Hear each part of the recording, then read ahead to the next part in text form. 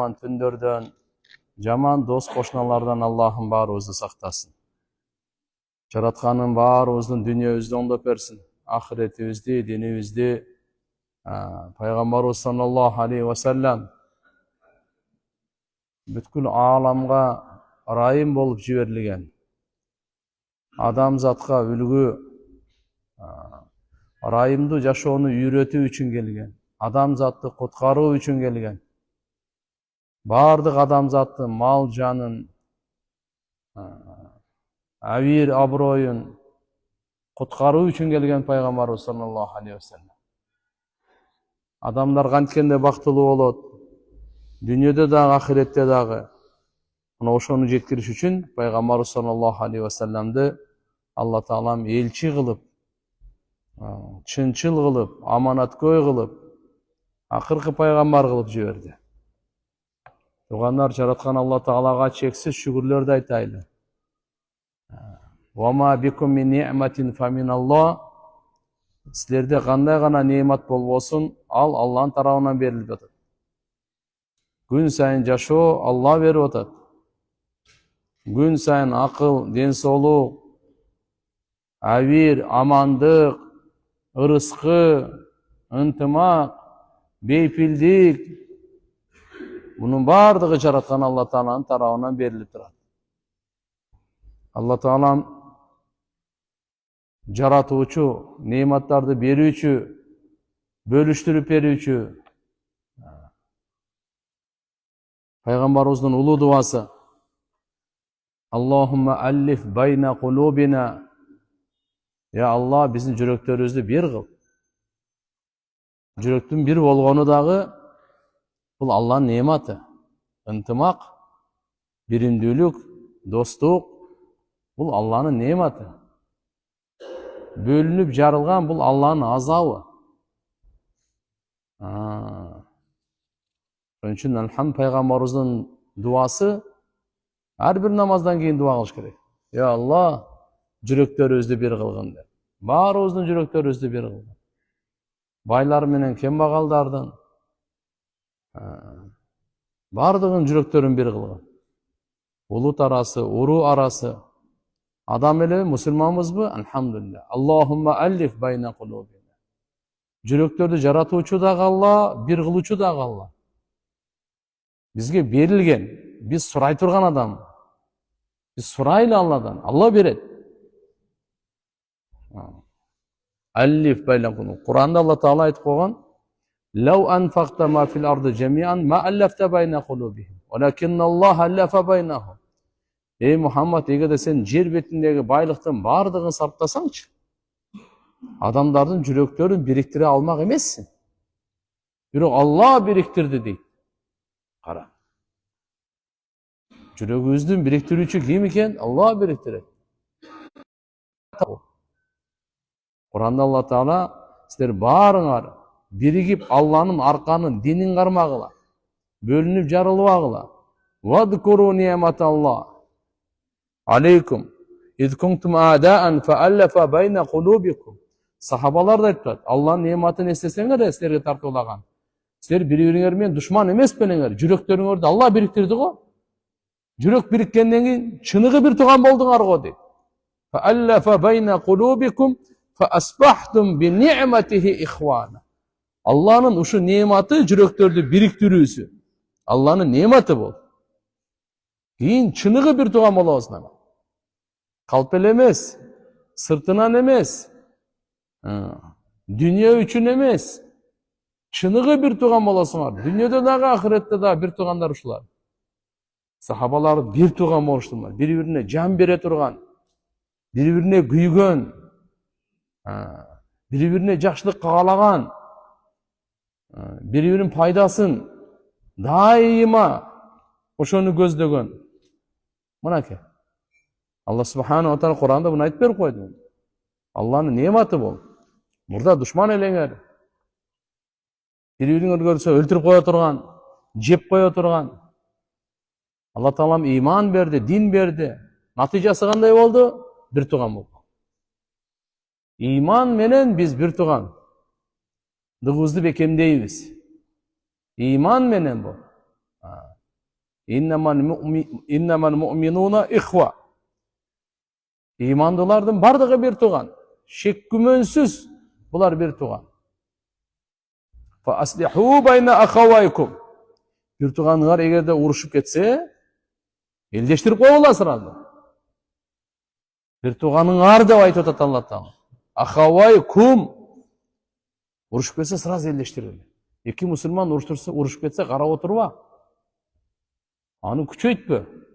Тескерісінше тез тоқтатып, отты өшіргенге әрекет қылып, баштарын біріктіріп қой. Кім болсында? Ваттақулла, Алладан қорқыңдар. Лааллакум турхамун. Мүмкін сіздерге райым қылынар дейді. Алланың райымы тақуалықта. Алланың азабы күнөдө. Мамлекеттің амандығы өсүүсү күнөнүн азайысы менен болот. Қанша елде күнөө азайса, ошончолук аман, ошончолук өсүү, ошончолук өнүгүү. Күнөөнү азайтканга биз мээнет кылышыбыз керек. Күнөөбүздү азайтканга. Күнөөнү таптакыр жок кылуу мүмкүн эмес. Азайтайын. Жалган сөйлөгөн азайсын. Текеберлик азайсын. Уурулук азайсын. Кумар азайсын. Зына азайсын. Зордук, зомбулук, зулумдук, көрө албастык азайсын. Уятсыздык, бардык немелердин бардыгы. Ичимдик, мыналардын бардыгы туган. Азайтканга биз жоопкербиз. Таптакыр. Алла субхана ошон үчүн тугандар келиңиздер. Пайгамбарыбыздын касиеттүү дуасы, дуа кылайлы. Алла жүрөктөрүбүздү бир кылсын. Жүрөктөрүбүздү бир кылсын. Ва тахсабухум жамиан ва кулубухум шатта болуп калбайлы да. Сен ойлойсуң алардын баары бирдеп, бирок жүрөктөрү ар кандай. Адамдар машалла булардын башы бир, ынтымактуу деп, бирок жүрөгү жак-жак, ар кандай. Ошондой болуп калбайлы. وأصلح ذات بيننا اللهم ألف بين قلوبنا وأصلح ذات بيننا. Биздин ортобуздагы мамилебизди оңдоп бер деп Алладан. Ортобуздагы мамиле, соода сатык, алуучу, берүүчү, ижарага берүүчү, ижарада жумушка алуучу, жумуштага берүүчү, ортодогу мамилелер, ата-эне менен балдардын мамилеси, аял менен күйөөсүнүн мамилеси, бир туугандардын мамилеси, кошуналардын мамилеси. Ва аслих дата байнина. Я Алла, биздин ортобузда мамилебизди оңдоп бер. Бүгүн кандай болуп баратабыз? Вахдина субулас салам дейт. Тынчтыктын жолдоруна жолдогун бизди. Ислам дини тынчтыкты орнотуш үчүн келген. Тынчтыктын жарлыгын көтөргөн. Ошон үчүн туугандар, ислам дини алхамдулилля Алла Таала мынакей пайгамбарыбыз дуасында ар бир намаздан кийин тынчтыкты сурайлы. Амандыкты сурайлы. Душман деңсебейли. Алла Таалам кабыл кылсын. Өткөнкү сабакта шахадат келимеси ла иляха иллаллахнын аттарын айтып келдик эле. Бүгүн дагы бир аты, 9-чу аты хия даъватул хак. Ла иляха иллаллахнын дагы бир аты бар экен. Даъватул хак. Акыйкатка чакыруу. Ла иляха иллаллах бул акыйкат туган. Ла иляха иллаллах Мухаммадур Расулуллах. Бул ма'рифат калимасы. Абдият калимасы. Ма'рифат Алланы таный турган. Абдият Аллага кулчулдук кыла турган. Аллага ибадат кыла турган. Мына даъватул хак деп Куранда Алла Таала айтат: "Лаху даъватул хак." Ага гана таандык. Даъватул хак. Акыйкаттын дааваты. Ибн Жарир Hazret Ali разияллаху анхудан риваят келтирет. Ушул сөздө лаху даъватул хактын маанисин ат-таухид ла илаха иллаллах деген мына. Тугандар, бу ла илаха иллаллахнын урматы үчүн ушу алам жаралган да. Şu la ilahe illallah'ını adam zatqa, cinlerge düşündürüş üçün paygambarlarda Allah Taala jibерген. Bardıq paygambarlardan gelүү, dünya gelүү maksatı şu. Şu la ilahe illallah'ını tanıştırуу, jetkirүү. Bardıq asmandan kitepler, barakçalardan түшкөн maksatı la ilahe illallah'ını jetkirүү. Lahu da'vatul haq. Ушунун bunun hakikatin davatı degen bunun manisi ne dese Hazret Ali radıyallahu anh aytat. Bunun manisi la ilahe illallah tavhid kalimasıdır. Allah. Abdurrazak İbni Carir İbni Mundir Abu Şeyh cana başkalar İbni Abbas radıyallahu anhuma'dan rivayet keltirgende lahu davatul haq'tı manisi ne degende şehadatu en la ilahe illallah la ilahe illallah'a güvölük berүү dep aytkan uşunun manisi. Demek la ilahe illallah kelimesi la ilahe illallah şehadatı tuğandar davatul haq hakikatka çakıruşu. Bu hakikat. Bu hakikatты özünüz tanıylı, özünüz bekem ol, özünüz şuğa çakırayın. Kimdi çakırsanız da. Müslüman emes mi, Müslüman bu, ekon etin. Peygamberimiz ceddidu imanakum degen. İmanın ardı жаңылап turgula degen. İmanın ardı жаңылап turgula. Manisi ne? Eskirip kaladı okşaydı. Peygamberimiz ceddidu imanakum. İmanın ardı жаңылап turgula deydi ko. Kıyla. Aytildi de Peygamberimizden. Peygamberimiz buyruk verir otar жаңылап turgula deydi. Ve keyfe nuceddidu imanana ya Resulallah. Kantip imanımızdı жаңылап turabız. O Allah'ın elçisi deyip suraştı. Kal Peygamberimiz mınday deyip cevap verdi.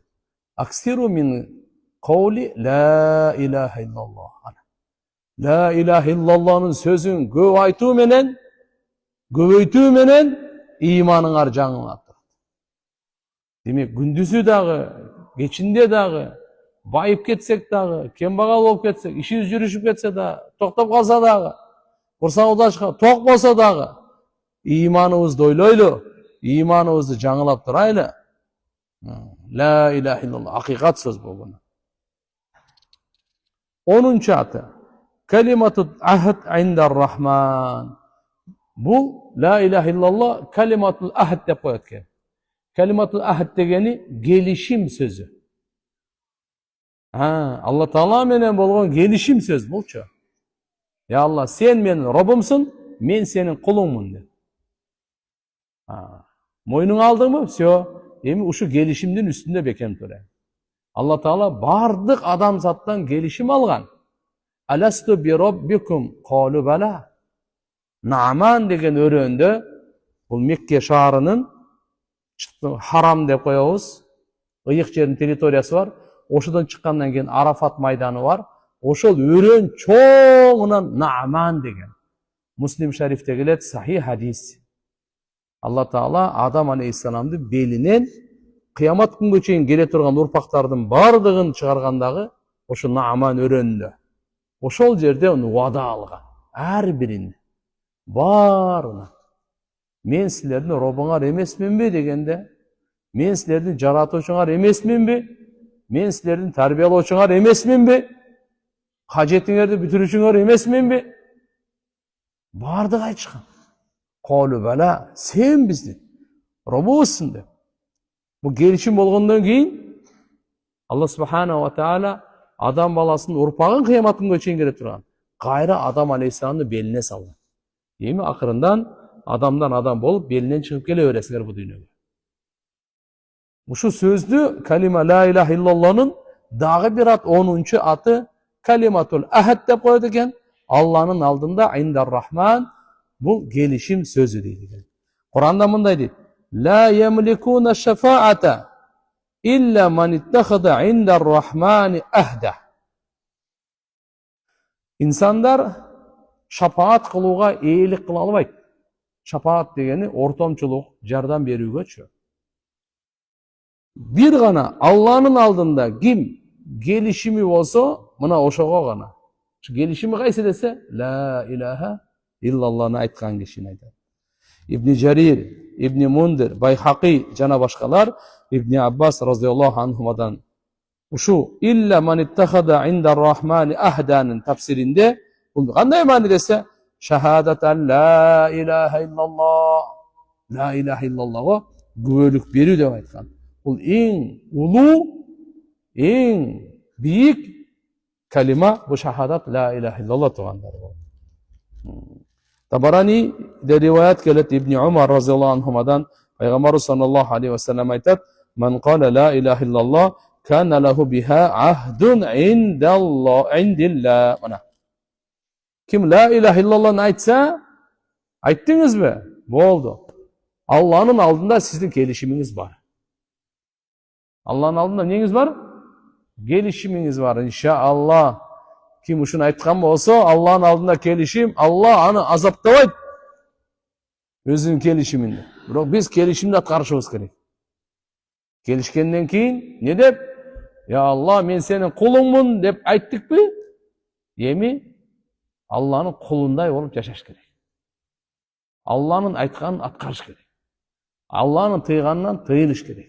Ал мейірімді, боғыркер, райымды зат біздің зиянымызға бұйрық бермейді. Біздің пайдамызға ғана бұйрық береді. Дүниенің де пайдасы емес, ақыреттің дағы. Дененің де пайдасы емес, рух, жан дүниенің дағы.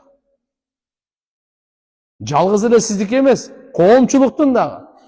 Алланың әрбір бұйрығында шегі жоқ, ебегейсіз пайдаларды қамтылған. Әрбір бұйрығында. Çünkü Allah Subhanahu wa Ta'ala'nın aldığında gelişim olur. İbn Mas'ud radıyallahu anhu mınday degen. Man qala, kim aytsa, Allahumma rabbas semavati vel ard, alimel gaybi ve şehada, inni ahadu ileyk fi hadihil hayatid dunya. İnni aşhadu en la ilahe illa ente vahdak, la şerike lek, ve enne Muhammeden abduk ve rasuluk. فإنك إن تكلني إلى نفسي تقربني إلى الشر وتباعدني من الخير وإني لا أثق إلا برحمتك فاجعل لي عندك أهدا توفينيه يوم القيامة إنك لا تخلف الميعاد.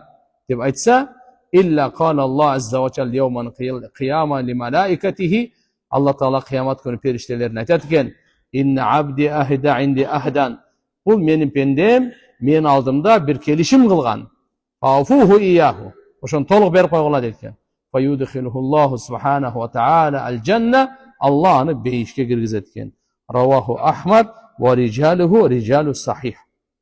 İmam Ahmad rivayet kılgan bunu. Vardı koşuda ravileri rivayet kılan kişileri sahih mınake. Sahih hadisten diyor. İbn Mas'ud radıyallahu anh aytkanı mınake. Kim uşin tu aytsa? Ya Allah, sen Allah'ım Allah subhanahu asman жердің Rabbısın. Жерде дағы, асманда дағы Rabbısı Allah. Alimul gaybi ve şehada Allah'tan aşkerin caşırın ten bir üçü. İnne ahadu ileyke fi hadil hayat dünya. Uşul dünyada ya Allah men sen menen kelişim kılam. Men sana mınake kelişim berem. Ne dep? Senen başka sıyınғанға лайықты зат жоқ деп бөлік беріп, сен жалғызсың, шеригің жоқ деп, жана Мұхаммад саллаллаху алейхи ва саллям сенің құлың жана елчің деп. Әлбетте, я Алла, сен егер мені нәпсіме тапшырып қоя тұрған болсаң, анда ал мені жамандыққа жақындатып, жақшылықтан ұзақ қылып салат. Жана мен, я Алла, сен райымыңа ғана таянам. Ошондуктан мен үшін өзіңдің алдыңда бір келишим қыл. Ошону сен қиямат күні маңа толық бер. Анткени сен уадаға қаршы шықпайсың деп. Мына ушуну айтсачы, Алла Субхана ва Таала периштелерине қиямат күні айтат экен, бул менин пендем, менин алдымда келишим кылган. Толық берип койгула келишимди деп Алла Таала бейишке киргизет экен. Subhanallah. Ушул келишимди жазып Ваджаан Таус рахматуллаху алейх деген улуу имамдарыбыздын бири ушудан риваят келет, аннаху амара бихадил калимат, ушу калимага буйрук берген экен, ушуну жазып, мен өлгөндө кепини мени кошо киргизип койгула депчи. Факутибат, жазылды дейт. Андан кийин фи кафанихи, кепинине ошо коюлган деп келет экен Ад-Дуррул Мансур китебинде. Ушул аятта 11-ci atı Kalimatul Ulya. Bu la ilahe illallah'ın 11-ci atı tuğanlar El Kalimatul Ulya. En jogorku söz bu. Ja'ala kalimatallazina kafaru sufla. Allah Taala kafirlik kılgandardın sözün tömen kurgan. Ve kalimatullahi el-ulya, Allah'ın sözü en jogoru. İbn Abbas radıyallahu anhuma aytkan kalimatu bi kalimat kafirlardın sözü degen al şirk söz. En tömenkü söz. Allah'ın sözü qaysı? En jogorku. Yani la ilahe illallah degen söz. Bukhari Müslim'de gelet Abu Musa Ash'ari radıyallahu anhudan Peygamber sallallahu aleyhi ve sellem'den soralındı. Anir racul yuqatilu şuca'atan. Biri gazatga çıksa batırlığın görsetiş için. Biri özünün asabiyet, hamiyetin, biri riyakörlük için. Giymis Allah'ın yolunda degende Peygamberimiz aytkanda man qatala li takunu kalimatullahi el-ulya fa huwa fi sabilillah. Kim Allah'ın sözü büyük bolsun, jogoru bolsun dep gazatga turgan bolsa, oşol Allah'ın yolunda degen. Ana oşol Allah Taala'nın yolunda. Allah Taala'nın bu la ilahe illallah sözü bardık sözden jogoru turgandar. Bardık sözlerden büyük. En jogorku söz bu la ilahe illallah. En ulu söz la ilahe illallah. Andan jogorku, andan ulu söz yok turgandar. 12. atı. Ve hiye kalimatul adl. La ilahe illallah'ın 12. atı kalimatul adl, adiletlülük sözü kene bu. La ilahe illallah jön söz emasken, bu zulümlük söz emas, bu adiletlülük söz.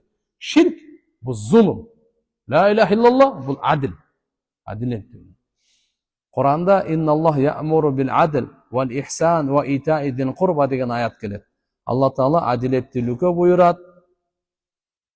İhsan, жақшылық қылғанға бұйырат. Ва ита дил қурба, жақындарға ақысын беруге бұйырат деген аят келеді. Адилеттілікке бұйырат дегендің мағынасы ла илаха иллаллаға бұйырат деген деп айтқан. Ошо калиматул адил деп айтқан.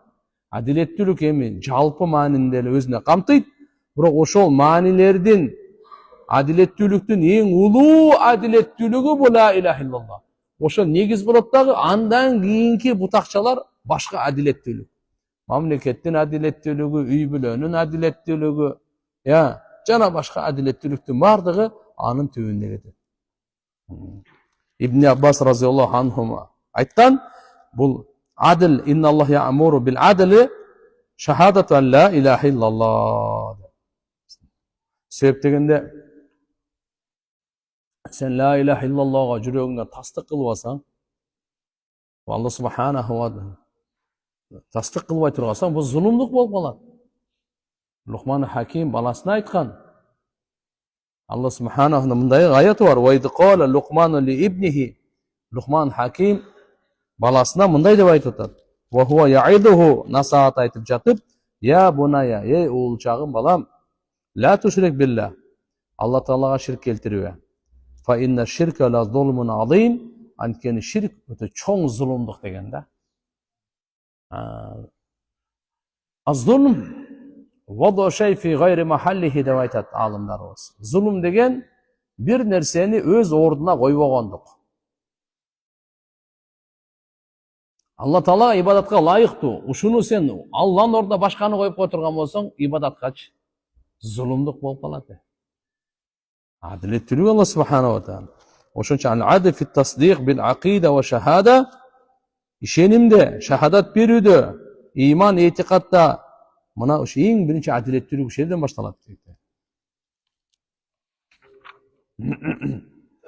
Vel kafiruna humuz zalimun. Faman qala la ilaha illallah faqad jaa bil adl. Kafirlar mına oşalar zalimdar. Kim la ilaha illallah'ını aytsa ol adilettүү al. Себеп дегенде Алла субханаху ва тааланы ибадатка лайыктуу деп ордуна койгону мына ушул адилеттүүлүк тургандар. Li'annahu asbata al-haq wa huwa al-uluhiyya li mustahaqqiha wa huwa Allahu taala. İbadatka layıktуу kim? Allah Taala. Başka hiç kim ibadatka layık emas. Bul adilettүүлүк болду. Эми la ilahe illallah nun talabı Muhammedun Resulullah tuğanlar. Бұл біздің шахадат келимебиз бар го. Эки сүйлөмдөн турат. Ла иляха иллаллах, Мухаммадур Расулуллах деп. Жакшы билип алайлы, бұл улуу сөз дүн өзү Ла иляха иллаллах Алланын алдында качан биздики эсепке алынат, качан Мухаммадур Расулуллах кабыл болсо. Алдындар айтышат, таразада салмактуу бирөө ла иляха иллаллахга иман келтирип, Мухаммадур Расулуллахга иман келтирбесе, ла иляха иллаллахсы кабыл эмес дейт. Ла иляха Аллага мен ишенем деп, бирок Мухаммадга ишенбейм деп, алиязу билля. Ал мусулман эмес ал. Пайгамбарыбыз саллаллаху алейхи ва саллям аркылуу Алланы тааныйсыз. Пайгамбарыбыз саллаллаху алейхи ва саллям аркылуу Алла Таалага ибадат кыла аласыз. Ибадаттын жолун пайгамбарыбыз үйрөтөт. Жол жоболорун качан кылыш керек, кандай кылыш керек, канча аракет, качан кылбаш керек, бунун бардыгын пайгамбарыбыз айтат.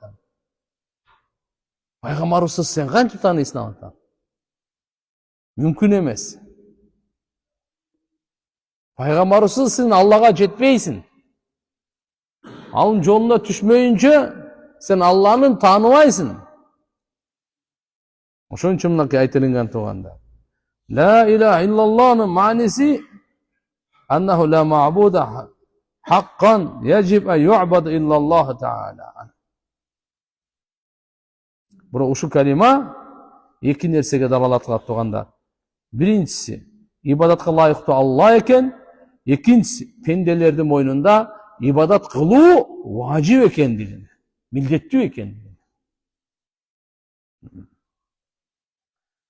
Бухари Муслимде хадис келет Муаз ибн Жабал разияллаху анхудан. Пайгамбар саллаллаху алейхи ва саллям артында учкашып бараткан экен улоосунда.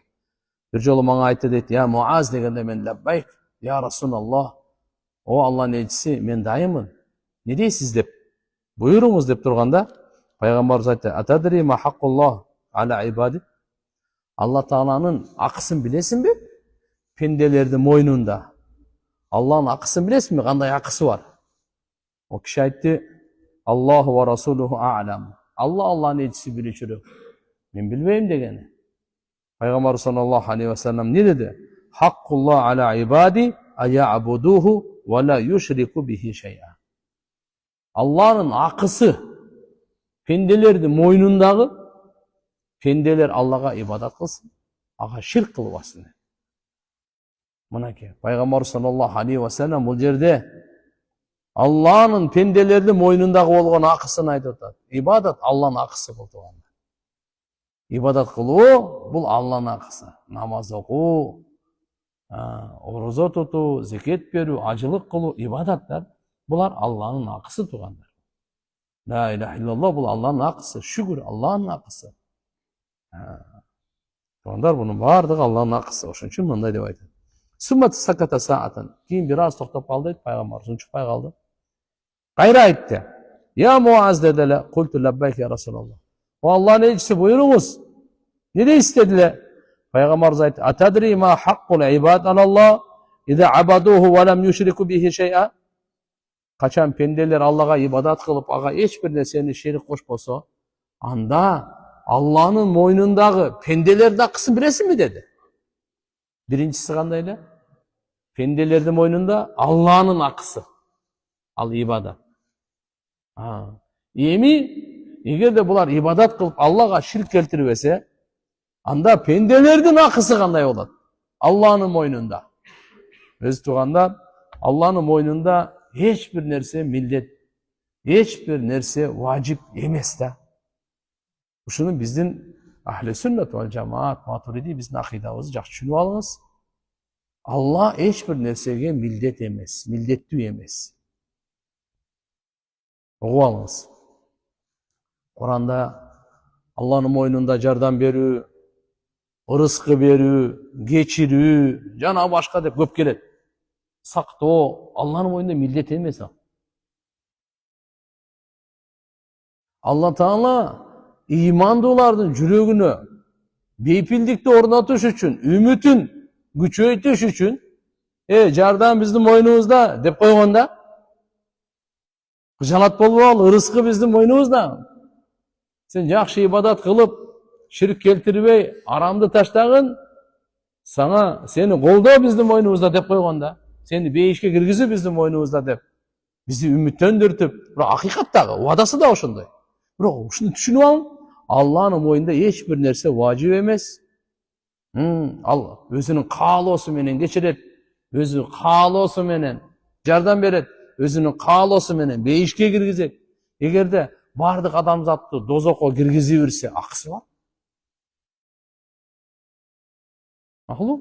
Бардыгын дозокко киргизе, анын акысы бар. Себеп дегенде биз Аллахнын кулубуз. Аллага таандыкпыз, Алланыкыбыз. Инна лиллахи ва инна илайхи ражиун.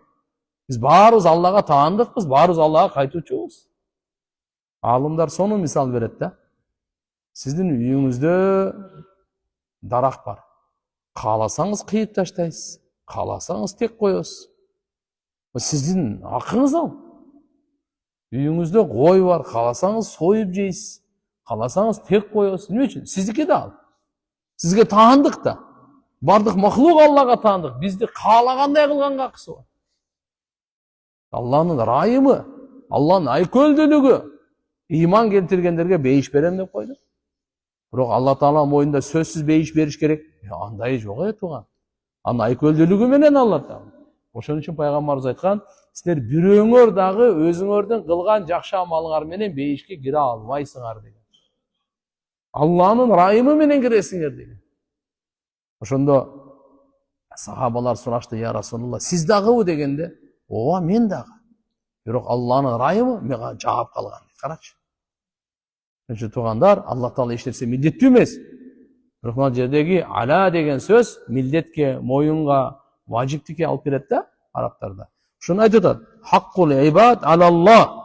Алланын мойнунда. Алланын милдетинде, жоопкерчилигинде. Эгерде пенделер Аллага ибадат кылып ширк келтирбесе, эмне деделе? Пайгамбарыбыз айтты: алла юаддибахум, аларды азаптабоо. Алла субханаху таала. Демек, Алланын акысы биздин мойнубуздагы ибадат экен. Ширк келтирбей ибадат кылайлы. Ибадатты калыс кылайлы деген сөз. 100% Аллага арнайлы. Ибадатты кимге арнайлы? Аллага арнайлы. Намаз окуйлу Аллага. Аллага жагайлы деп окуйлу. Дарат алабыз. Кандай гана кайрымдуулук кылабызбы? Куран окуйбузбу, зикир кылабызбы, дуа кылабызбы? Сүннөткө ылайыктуу амал кылабызбы? Ажылык умра кылабызбы? Орозо кармайбызбы? Кандай гана ибадаттын түрү болбосун туган, калыс Алла үчүн кылайлы, Аллага жагыш үчүн кылайлы. Аллага жакындаш үчүн кылайлы. Биздин ибадатыбызды Алла жактырсын.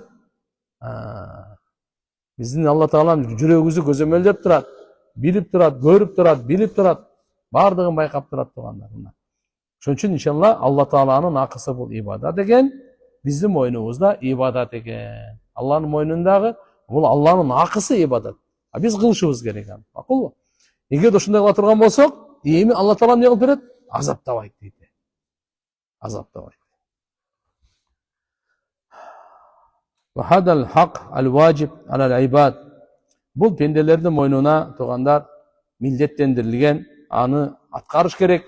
Ал Алла Тааланын ибадаты. Бунун ибадатты эми кандай кылабыз? Түрлөрү, сыпаты, кандай сөз менен, кайсы иштер менен, бул Алланын тарабынан таалим менен гана болот тугандар.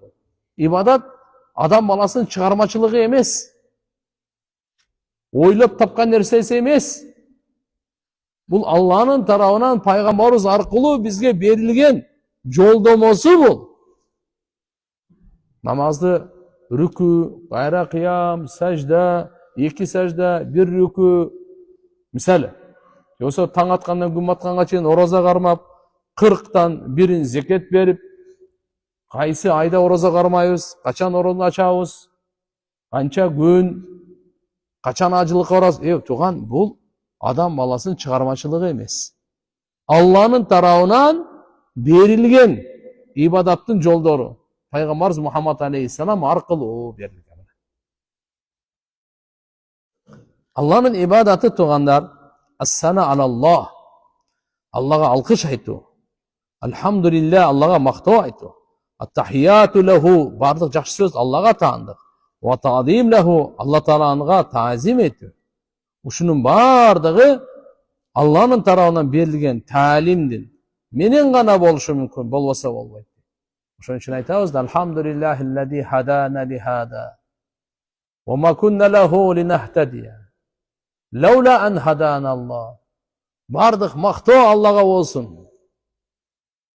Алхамдулиллахиллади хадана ли хада, ушуга хидаят бергендигине. Алла Таала ушу калиманы айтканга, бизге хидаят берип койгонуна, Куран окуганга, өзүн тааныганга, пайгамбарыбыз тааныганга, Куран менен байланышканга жолдомо бергенине Аллага шүгүрлөр болсун. Мечитке жолдомо берди, намазга жолдомо, жүрөгүбүзгө салды. Намаз окусаң эле. Машалла, мен намаз окусам кандай болот экен деп кызыгып калдым. Жүрөгүмө салды. Зекет берсең эле, мен зекет берсем кандай болот экен. Ушу жүрөккө салды, ким салып атат? Алла. Хидаят жолдомону Алла берет туган, хидаятты жолдомону. Ошого Куранда бизге дайыма ушуну айтып жүрүшүбүз керек. Алхамдулиллахиллади хадана ли хада. Айтыңызчы. Алхамдулиллахиллади хадана ли хада. Мына ушу ислам динге хидаят бергендигине, иманга хидаят бергендигине Аллага мактоо болсун. Ва ма кунна линахтадия. Биз туура жол табуучу эмес элек, хидаят таба турган эмес элек. Лаула ан хадана Аллах, эгер Алла хидаят бербесечи. Алла эгер туура жолго салбаса, 8 миллиард сизди мени туура жолго сала албайт. Билип коюңуз жакшы. Алла бизди оңдобосо, эч ким бизди оңдой албайт. Алла бизди, угуп туруңуз. Алла күнөөбүздү кечирбесе, эч ким кечире албайт. Фа иннаху ла ягфиру дунуба илля анта. Сенен башка эч ким күнөөнү кечире албайт, я Алла да. Алладан башка эч ким күнөө кечире албайт. Алладан башка эч ким рызкы бере албайт, туган. Алладан башка эч ким бейишке киргизе албайт. Сиздин апаңыз, атаңыз, күчүңүз, билимиңиз, шамдагайлыгыңыз, шулумдугуңуз, сиз киргизе албайт бейишке сиз. Даже сиз бардык пайгамбар биригип сизди бейишке киргизе албайт. Бардык периште биригип сизди бейишке киргизе албайт. Алла киргизет. Ким киргизет? Пайгамбар саллаллаху алейхи ва саллям эң жакшы көргөн абасы Абу Талиб. Колунда чоңойгон, тарбия алган. Калима келтирбей койду. Өлүм төшөгүндө айтты, ава. Айтып коюңузчу, бир жолу ла иляха иллаллах деп коюңузчу. Кыямат күнү мен сизге шапаат кылайын. Жок. Пайгамбарыбыз аябай күйөт эле.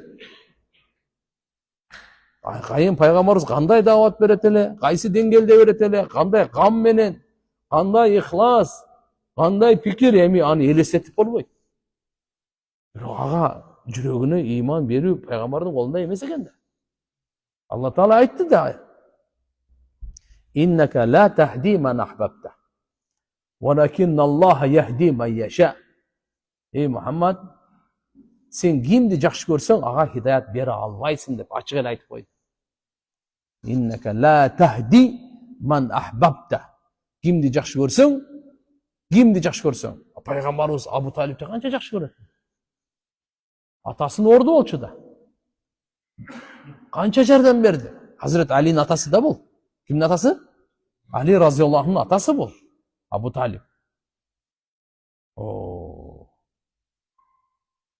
Bırak Allah Teala ayette akırım. Ne dedi? İnneke la tahdi men ahbabte. Velakinnallaha yahdi men yasha. Sen kimdi жақсы көрсөң, ага hidayat ber albaysın. Bırak Allah kimge kalasa oşoğa beret dedi.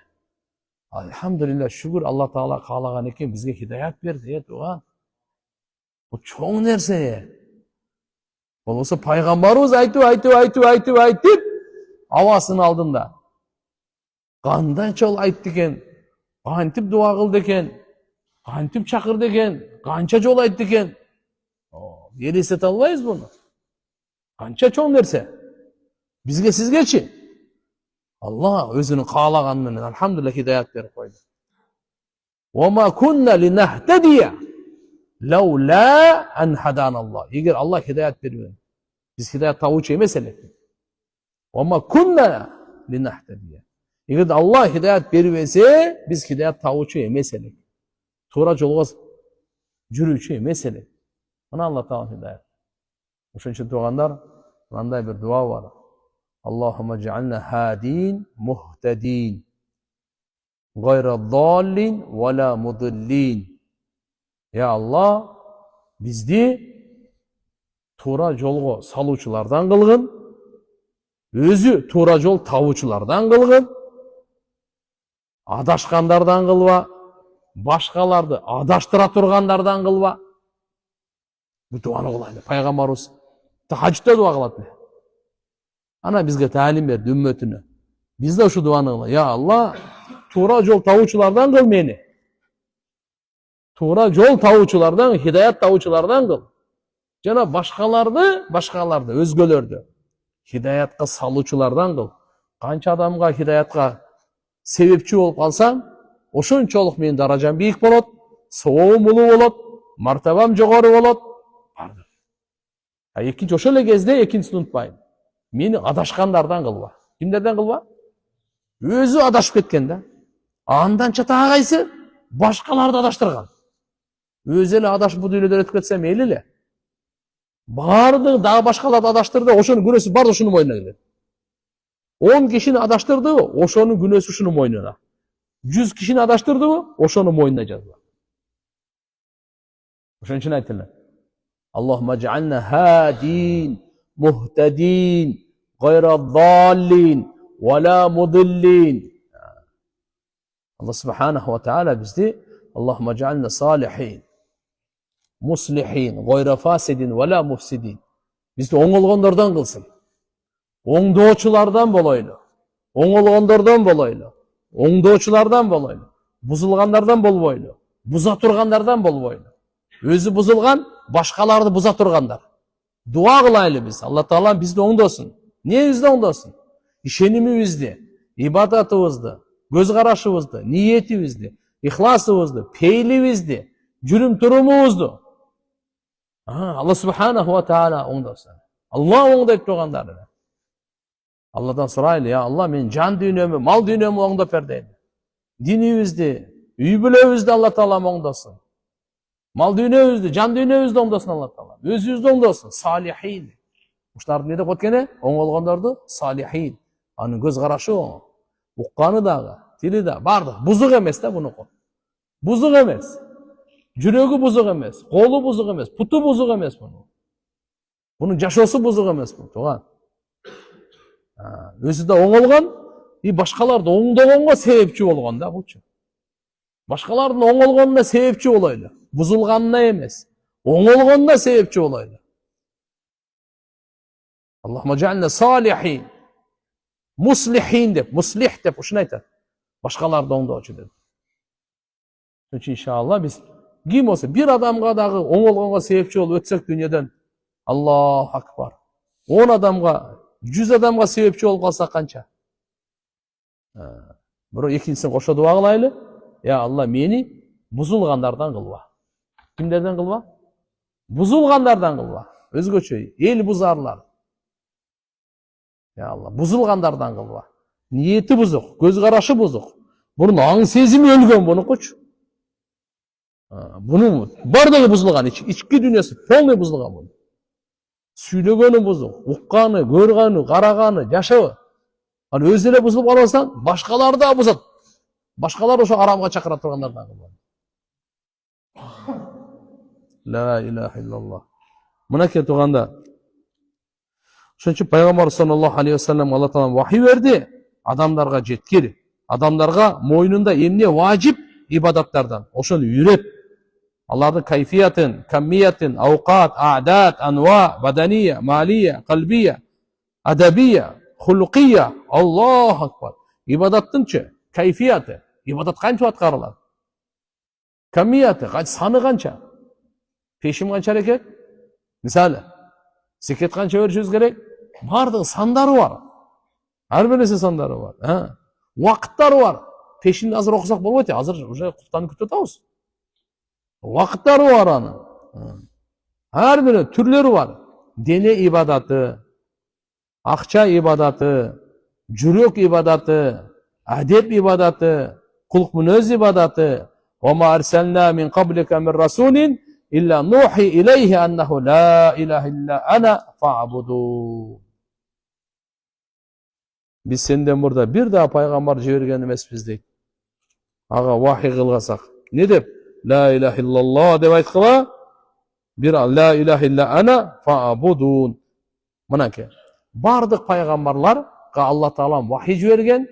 La ilahe illa ana fa'budun dep. Bir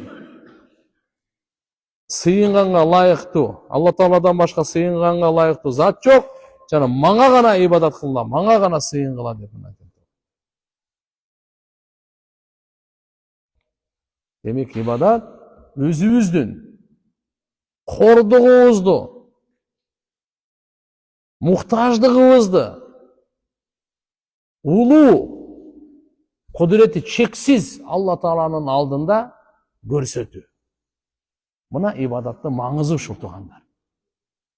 İbadatlı mаңызы özübüzdün кичинекейлигибиz, korduğubuz, muhtaçlığımızdı жараткан Allah Taala'nın алдында tadallül, korduğubuzdu görsetöylü. Kандай Allah'ın алдында? Kudreti çeksiz, ululuğu çeksiz.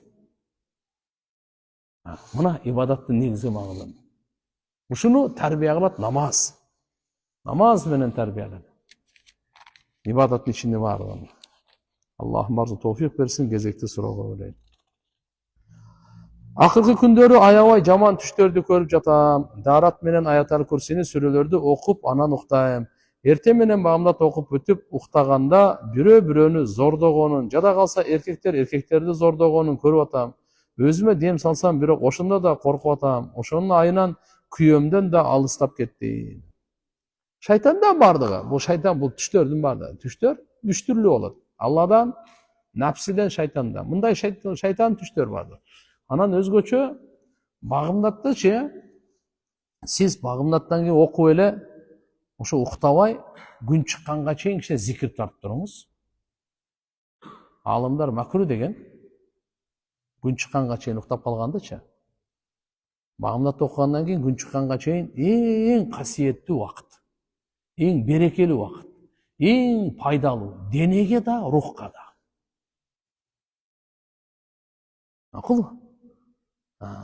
Машалла, күн чыкканга чейин убакыт. Пайгамбарыбыз айткан ким багымдат намазын окуп, күн чыкканга чейин кичине күтүп туруп, күндү чыкканда намаз окуса болбойт да. 12 мүнөттөн кийин болот. Ошон үчүн мындай болжолду кылып эле 15 мүнөт деп фатва беришет. 15 мүнөттөн кийин 2 рекет намаз окусаңыз, ишрак. Пайгамбарыбыз айткан толук ажылыктын соогун алды деген.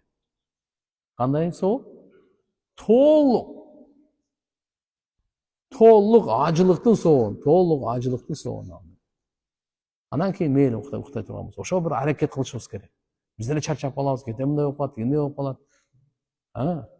Бирок мына жердеги Кудай кааласа ошондой кылсаңыз, мынандай түшпүш уже совсем жоголот бардыгы. Зикирдин күчү менен шайтан алсырайт. Кээде шайтан ар кандай арам түштөрдү алып келет, билесизби? Күчү жетпей баратканда сиз дагы эле намазга бекемсиз да, эми хотя бы ушинтип алакстайын дейт да.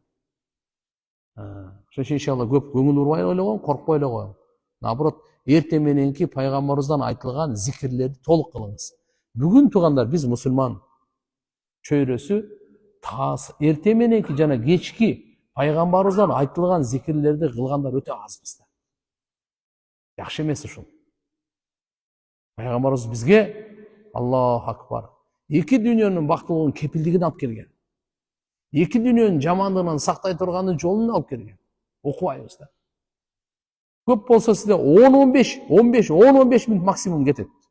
Жаттаңыз, окуңуз. Окуңуз, жаттаңыз. Сиздин маселеңизде. Эч кандай эмес. Пайгамбарыбыз таң атканда эмне деп дуа кылат эле? Эртең менен кандай дуа кылат эле? Кечинде кайсы дуа кылат эле? Кечкисин асырдан кийин окуп койсоңуз эле болот. Эртең мененкисин эң жакшысы айткандай багымдаттын убактында окуңуз. Мешитке келатканча эле окуп коесуз. Кетип атканча эле. Оксуктап калган болсоңуз, саат 8-9-да дагы эле окуп салыңыз. Түшкө чейин окуп салсаңыз. Өзү бир сабак өтөлү деп жүрөт элем мен деле. Құда қалса мынау кітеп біткенде мүмкін ошондойлорго өтөбүзбү дейм. Иншалла. Пайгамбарыбыз саарлап кайсы дуаларды кылат эле, кайсы зикирлерди кылат эле.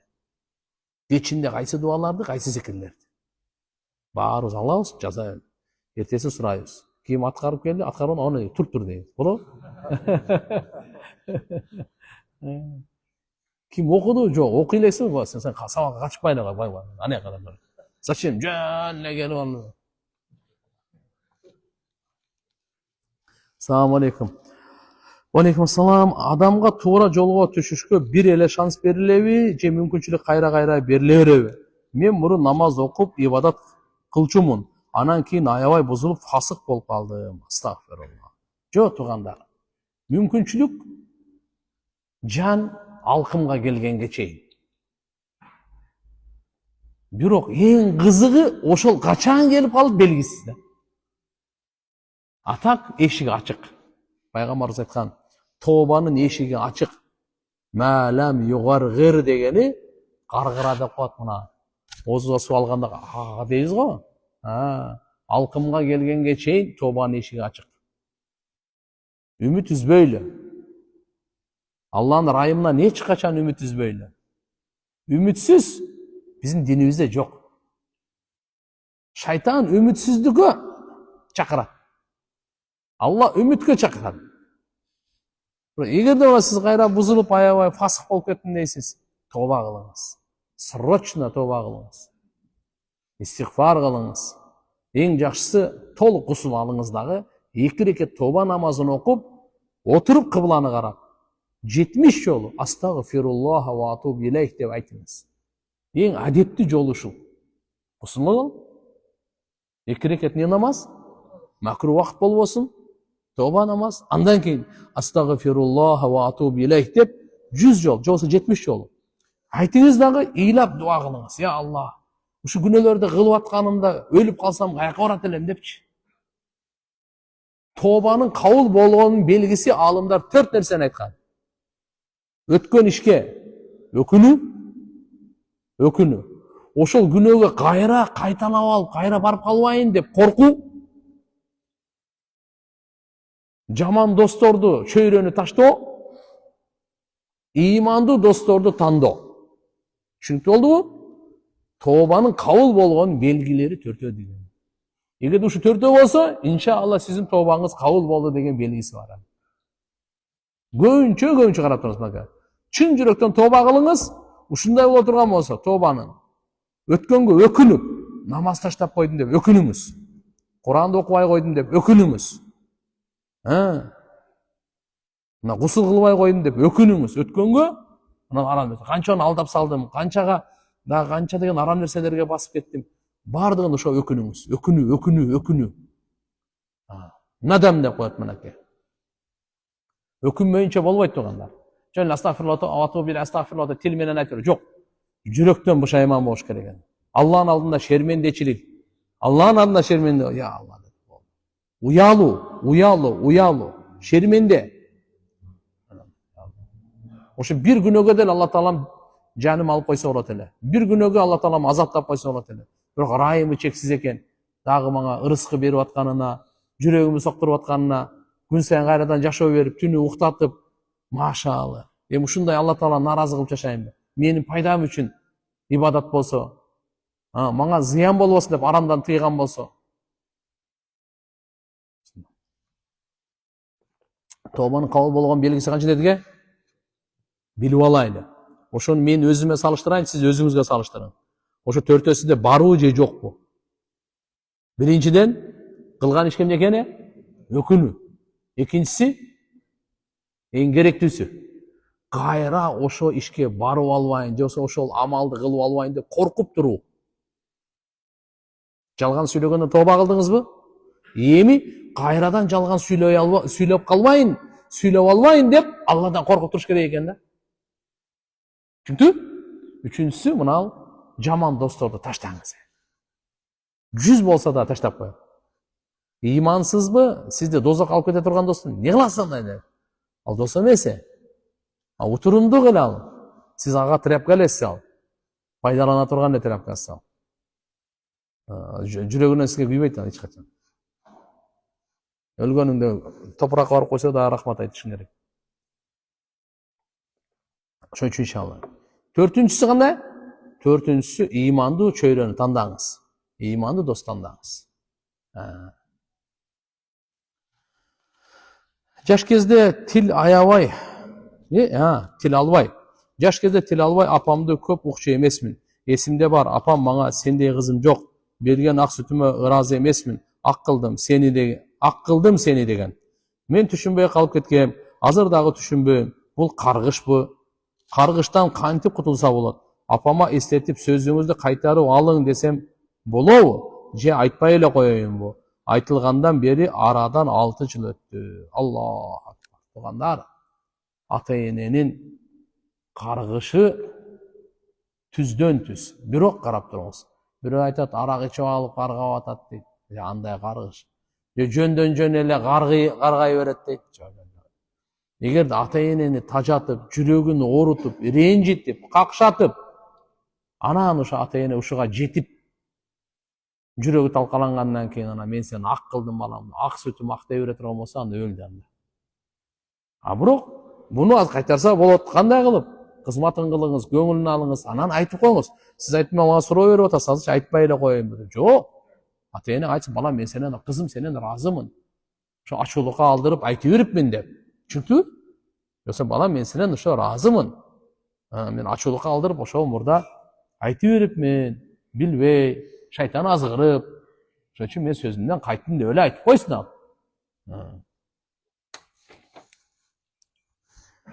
Устаз, мен 2 жыл мурун Европада официант болуп иштеп келдим. Иштеп жүргөн убакыттарда конокторго вино жана арак куюп берчүмүн. Морально өтө кыйналчумун. Ойлонуп кылган ишим үчүн ошодон тапкан акчама бир канча иштерди бүтүрдүм. Ошол акчага алган нерселерим мага адал болуп калабы же жокпу деп азыр дагы ой басып истигфар кылып жүрөм. Ал жумушумду таштадым, Кудайга шүгүр. Алла разы болсун сизден. Алла баарыбыздан разы болсун, туугандар. Кайсы нерсе арам болсо, анын акчасы дагы арам болот.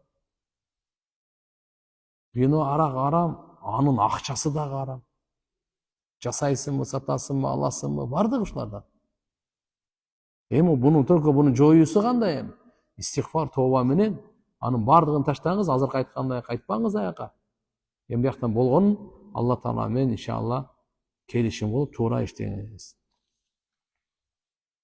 Мен намаз окуганыма көп тоскоолдуктар бар. Окуйм, иштейм. Жумушумдан да, окумдан да намазга каршы болушат. Пешимди, асырды дайыма каза кылып окуса болобу? Алла сизден разы болсун. Жок, андай эмес. Сиз мындай кылыңыз да. Пешим менен асырдын убактысы аябай кене. Мына азыр саат 1ден бери канчага бери 5 канчага чейин уже пешимдин убактысы да. 1:30 5:30 деп деле койгондо деле 4 саат пешимдин убактысы. Адам кичине эс алат, ажатканага барат. Танапус деген бар. Ошол убакта пешимдин ушунчалык каршылык кылса деле, мисалы сүннөттөрүн которуп 4 рекет парыз окуганга канча мүмкүнчүлүк болосун? 4 минутта кетет го. Жүрөктөн чечим чыгарыңыз. Кудай кааласа Аллага убада бериңиз. Алла сиздин жолуңузду ачат. Каршылык кылгандар сизди жакшы көрүп калат. Ишенип коюңуз. Бирок аларга сиз кайыш айтпаңыз. Аларга сиз жакшы сөз сүйлөңүз. Мойнуңузда функционалдык милдеттери бар, жумушка кирген болсоңуз, ошону так аткарыңыз. То есть кечикпеңиз, эрте кетип калбаңыз. Кандай мойнуңузда милдеттери болсо, ошону так аткарыңыз. Иншалла жакын арада сизди жакшы көрүп калат. Ошо каршылар, именно каршылар сизге, ошолорго сиз керек болуп калат. Бирок өз убагында окуганга аракет кылыңыз. Өз убагында. Каза кылбай. Кээде каза болуп калса, анда анан үйгө баргандан кийин ошонун казасын окуп коесуз. Бирок алдына ала эле, уже баары эми каза болуп калат да деп адам антип корко бербеш керек да, антип. Ниет кылбаш керек да. Жок, учурунда окуйм деп кескин түрдө чечим чыгарып жүрүш керек адамчы. Анан кээде болбой калса, бул уже бөлөк.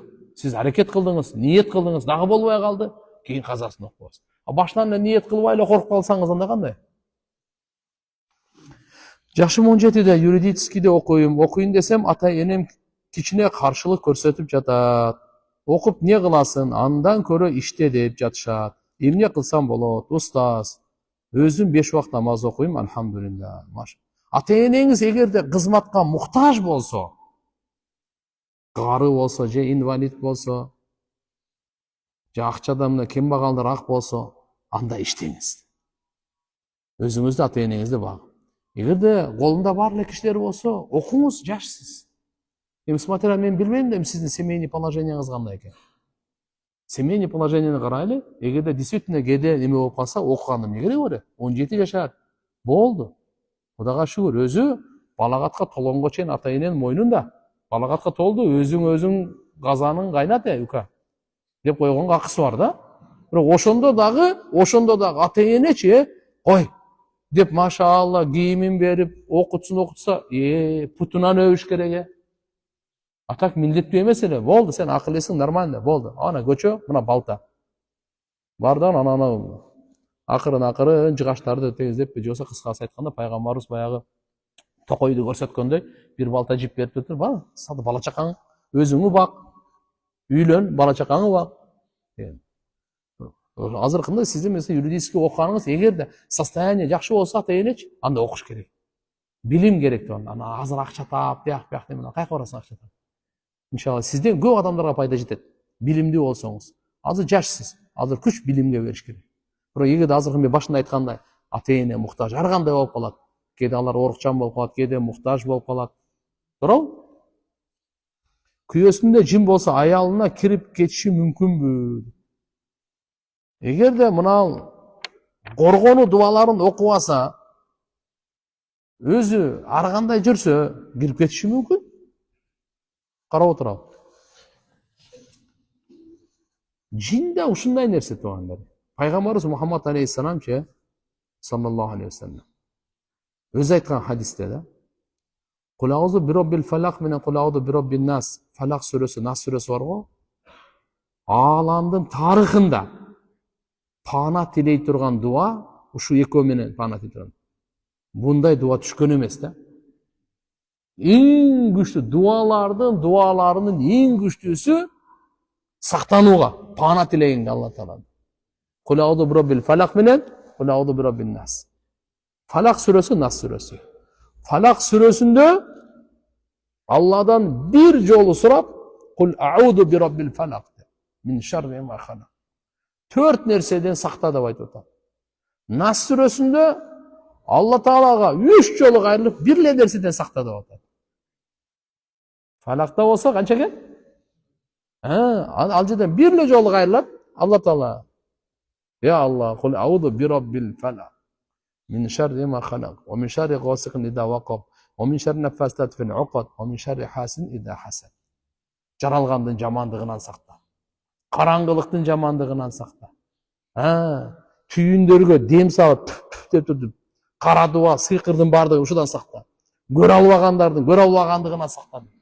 Я Алла деп бир жолу кайрылып, ушу 4-өөнөн сакта деп атасыз да. Акул аузу бироббин нас, маликин нас, илахин нас деп 3 жолу Аллага кайрылып атасыз. Мин шаррил васвасил ханнас, нафсинин жамандыгынан сакта деп чыгарачы. Нафсинин жамандыгы чатак. Бул кимден дагы, жинден дагы, инсандардан дагы көкүрөккө васваса кылып турган ошо жамандыктан сактады. Ошон үчүн пайгамбарыбызга мына үммөтүнө бизге сизге берилген улуу белек, дүйнөнүн ахиреттин жамандыгынан, бактысыздыгынан сактыгы кааласаңыз, ушу экөөнү жаттаңыз. Жакшылап жаттаңыз, ишенип, якын менен дуа кылыңыз. Ар бир намазда бирден окуңуз, шам менен асырда 3тен окуңуз. Жатаарда 3 жолу окуңуз. Көп ушуну окубайт да. Окубайт. Айтсаң деле окубайт. Анча-мынча билгендери бекапар. Билбегени андан көп. Андай кылбайлы биз жатаарда, машалла, дарат болсо жакшы, нур үстүнөн нур. Даратсыз болсо деле жатаарда уйкуңуз келип атабы, шашылып атасыз. Ошо жатканда мына колуңузду көтөрүп, кыбланы карап жатыңыз. Ихлас, фалак, насты окуйсуз дагы. Үйлөгөн менен түкүргөндүн ортосу. Биледим? Үйлөгөн менен үйлөгөн. Түкүргөн эми түкүргөн, түшүнүктүү. Экөөнүн ортосу ту дегендей да. Түшүнүктүбү? Ушу колуңузга дем салыңыз, жакшылап. Андан кийин мынакей. Жүзүңүздөн баштаңыз. Башыңызды. Кулак, моюн, кол. көкірек, арқа жағында, қол жеткенге шейін. Жамбаш, сан, пут. Тырмаққа шейін, путқа шейін. Bir жолы қылдыңыз ба? Екі жол. Қайра, ихлас, фалақ, нас. Ихлас, фалақ, нас. Спокойно жата берің, асман түшіп кетсін, сізге зиян болмайды, Құда қаласа. Мақұл ба? Менің сұрауым оқу жөнінде. Мен оқыған жайда бір сабақ бар. Оқысаң деле ақша сұрап, ақшасы жоқ, зачет қойып бербеймін деп атады. Емне қылсам болады? Группа бары ақша береді екен. Жоқ, бербеңіз. Құда қаласа, иншалла, аның қолында емес, Алланың қолында. Аға жақсы мамиле қылыңыз, жақсы сабақ оқыңыз. Ақша беріп жоқтан, бұл параға кіріп қалады. Егерде тап-тақыр сіздің жаныңызға зұлымдық болып, сіз жақсы тапшырып, сабақты таштап оқысаңыз да ошындай қыла тұрған болса, анда бөлек кеп. Ошында дағы әрекет қылыңыз, сіз вообще бербегенге. Алла инсап берсін барыңызға. Мен сізден кешірім сұрайым дедім әле. Сіздің артыңыздан бір-екі сөз сөйлеп, ғибат қылып алғамын. Ошол сөздерім үшін сізден кешірім сұраймын. Мені Алланың разычылығы үшін кешіріңіз. Біліп-білбей сөйлеп алдым үшін жүректен кешірім сұрайым. Жана тоба қылам айтқан сөздерім үшін. Сізді жамандаған емесмін. Білбей тұрып бір нәрсе айтып алып тұрмын. Сіз жөнінде дағы бір жол кешірім сұрайым. Алла кешірсін, иншалла. Мен де кешірдім. Алла Таала өзі кешіргенді жақсы көреді. Пенденің күнәлерін кешіргенді жақсы көреді. Бірі-бірімізді кешіргенімізді да жақсы көреді Алла Таала. Біз бірімізді кешірішіп жашайлы. Алладан да кешірім сұрайлы, пендеден дағы. Атаңызды сыйлай албай, кешірім сұрап қойыңыз. Апаңызды сыйлай, кешірім сұрап қойыңыз. Аялыңыздан кешірім сұрап қойыңыз. Балаңыздан, бір туғаныңыздан, менден болса. Алла Таала кешіргенді жақсы көреді. Мақұл ба? Бірі-біріңерді кешіргенді жақсы көреді.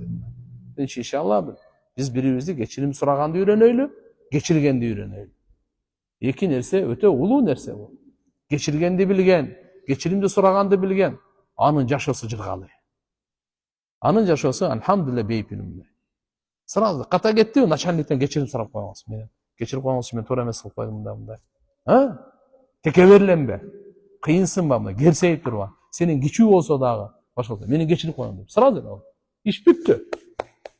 Үй біле, не үшін топалан қанша ажырашы болды, қанша келішпей. Бірі-бірін кешірбей. Бұл қаяқтан келді? Шайтаннан келді. Шайтан айтады, не үшін кешіресің дейді. Не үшін кешірім сұрашым керек дейді. Не үшін кешірім сұрашым керек дейді. Шайтан сөзі да болады. Менің егер де ғана қошымша айтып қойын. Аялдар күйесіне сразу әлі кешірім сұраса, күтті. Мен кешіріп қойыңыз. Шын жүректенші. Десе күйесі аялынан Біле ошойдан тота біле алады. Менің дағы бір сұрауым бар әлі. Мен көп учурда бір іш қыларда же іш қылғандан кейін көп ойлана берем. Тура қылдым бы, же тура емес қылдым бы, тура емес қылып қойдым бы деп. Мындай қараңыз. Ішті қылардан бұрда ойланыңыз, пайғамбарымыздың жолдамасы не, пайғамбарымыз жолбасшы. Барлық нәрсені алып келген. Қайсы ішті қылайын дегенден қайсыл сөзді айтардан бұрда илім керек. İmam Bukhari rahmetullahi aleyh el-ilmu qoblel qavli vel amel. İlim süylörden burada, iş kılardan burada ilim gerek eken. Болбосо бұл билип туруп сүйлөбөй турган болсо, бұл өзү адашып башкаларды адаштырышы мүмкүн. Ошол сөзү менен дозокко кетип калышы мүмкүн. Билбей эле бир амал кылса, бул дагы өзүн дозокко алып барып коюшу мүмкүн. Ошон үчүн туугандар, ал-илму qoblel qawli wal amal. Туугандар, сүйлөгөндөн мурда, амал кылардан мурда биринчи илим деген. Билип туруп, пайгамбарыбыз Мухаммад алейхиссалам эмне жолдомо берген? Ушу сөздү айтса болобу болбойбу? Ушу ишти кылса болобу болбойбу? Анан кийин кыла беребиз, жалат болбойт. Айтсын. Allah.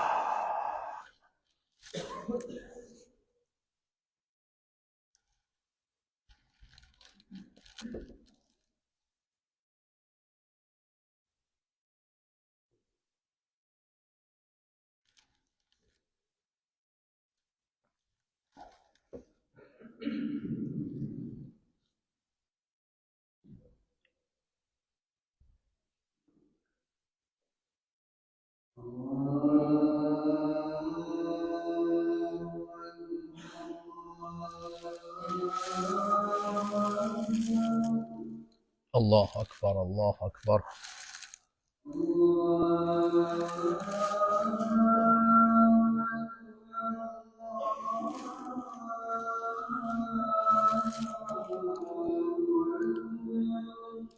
الله أكبر الله أكبر.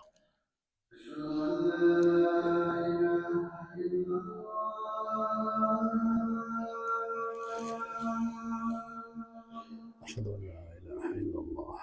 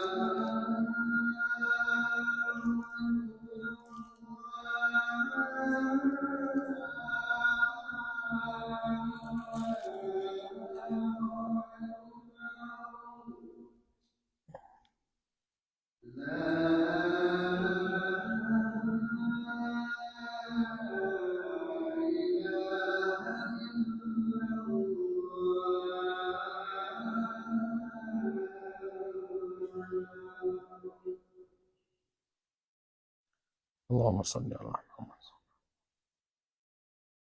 رب حبيبي أخبرونا في حد أخبروه 8. Ustoz, men ko'p tinchsizlanib, stress, depressiya bo'laverib, ko'krak qisilg'ansib, havo jetpegandek seziladi. Önüm dagı ko'p uchurda qisiladi. Emne qilsam bo'ladi? Javob berib ketasiz, ustoz. Alloh razı olsun, rahmat. Siz Bag'dod menen asrdan keyin zikrga o'tiringiz. İnşallah buna stres degan so'zlar bor-ku, depressiya. Barda yo'q bu. Asrdan keyin zikrga o'tiringiz. Agacha mayli jumush qiling'iz, aralashib, uxtang'iz, deyapti. Bir asrdan keyin bu. Boshqa menen alek bo'lmoqsiz.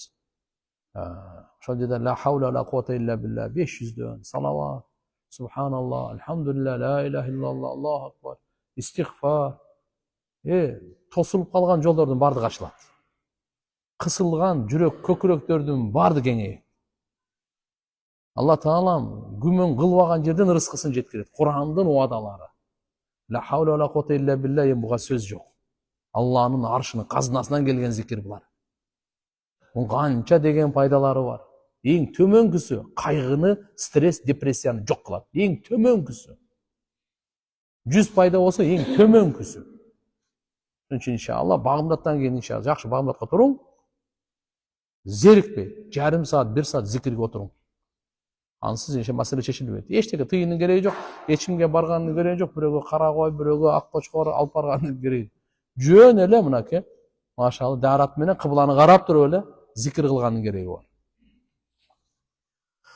Эгер Алла Таалам биздин эмне кыларыбызды жана өмүрүбүздү жазып койгон болсо, неге сразу бейишке же тозокко салган эмес? Биздин өмүрүбүз деле алдын ала жазылып калган болсо, жана өмүрүбүздү биз өзгөртө алабызбы жазылгандан? Тагдыр маселесин жазыпсыздар. Алла Таала сыноо үчүн да. Эмне үчүн бейиш, эмне үчүн тозокко сразу жазып салып койгон жокпу? Сизди сынаш үчүн. Сиз достойныйсызбы, недостойный, лайыксызбы, лайык эмессизби? Бейишке барганга лайыктуу болсо, ошол жака. Тозокко барганга лайыктуу болсо, ошол жака. Жазылганды өзгөртсөк болобу? Болот. Ошол сиздин оңолгонуңуз ал дагы ошо тагдырда. Түшүнүктүүбү? Дуа тагдырды өзгөртөт дейт. Дуа кандай? Тагдырды өзгөртөт. Ошо өзгөрүлгөнү дагы тагдырдан. Сиз дуа кыласыз, ана мынандай болуп өзгөрүлөт деп, ошо да тагдырда жазылган. Түшүнүктү? Андан дагы терең кирүү адашуу. Устаз, мен жакын арада Турцияга бел омурткасынан операция болгону барам. Мага дуа кылып коюңуздарчы. Аллахым шифа берсин, толук туруктуу шифа берсин. Жакшы болуп кетиңиз. Менин суроом мындай, устаз, авраттагы түктөрдү кырыш керек го. Кырсам жубайыма жакпайт. Эмне кылыш керек? Жагабы жакпайбы ал? Шарият да. Тазалык да бул. Кандай бул? Колтук менен киндиктин алдында түктөр тургандар бир жума, болбосо 2 жума, болбосо 3 жумадан кечиктирбеш керек. Максимум 1 ай. Канча? Тырмактардыкы болсо тырмактардыкы, колдуку мисалы бир жумада бир, буттуку кечирээк кичине өсөт, 2 жумада бир. Эми дин шарият тазалык экен да. Эртең тургандан кийин мисвак колдонуш керек экен. Баста щетка, бети колду жууп, бир жумада бир жолу обязательно душ. Эме кылып, капитальный душ мындай айтканда. Полностью. Бул шариятыбыз туган. Дин бул. Улуу сөздө уят жок. Шариятта шарым жок дейт бул. Бул нерсе бизде бар нерсе бул. Канча гусул тааратсыз канча жашайбыз анда. Тазаланбаган жашайбыз. Вакыт барбы? Не дейт? Сизден кеңеш сурайын дедим эле. Айтат го, мусулман адам 3 нерседе күчтүү болуш керек деп, болушу зарыл деп. Динде, спорт дүйнөдө, спортто, үй бүлөдө. Менде баары минус. Эчтекеден жок. Атам менен мамиле да анча эмес болуп, же жумушум жок, туруктуу, 24-дөмүн. Бул жашоодон дагы деле өзүмдү таба албай жатам. Үйлөнө элек бойдокмун. Үйлөнөйүн десем акча жок, же кыз жок, өзүмдү өзүм таппай бирдеке болуп жүрөм. Бир кеңеш берсеңиз. Жакшы болмок, рахмат. Алла разы болсун. Сиздердин кызматыңыздаргабыз. Биринчиден, бунун бардыгын Алла берет. Акчаны дагы, денсаулыкту дагы, күчтү дагы Алладан түздөн түз, эч кимди ортого салбай эле сураңыз. Үнүңүздү угат, жүрөгүңүздө чыга турган сөзүңүздү, ниетиңизден алдын ала билип турат Алла Таала. Ошон үчүн иншалла Кудай калса. Анан экинчи, жалкоолуктан эрте менен кеч паана тилеңиз дагы. Бисмилла дегенде мээнеттин жолуна түшүңүз. Мейли, ал мээнет илимдин жолунда болсун, акча табуу жолунда болсун, бирөөнүн кызматында болсун, кандай болбосун, жалкоолуктан болсун. 5 убакыт намазга бекем болуңуз. Эрте менен кечки зикирге бекем болуңуз. Көбүрөөк истигфар кылыңыз. Истигфар сизге мисалы 300дөн кем кылбаңыз. 300дөн кем кылбаңыз. Иншалла көп учуру өтпөйт. Алла Таалам баарын орундатат. Алла Таалам баарыбызды эки дүйнөдө бактылуу кылсын. Ооматыбызды берсин. Роббана атина фид дуния хасана ва фил ахирати хасана.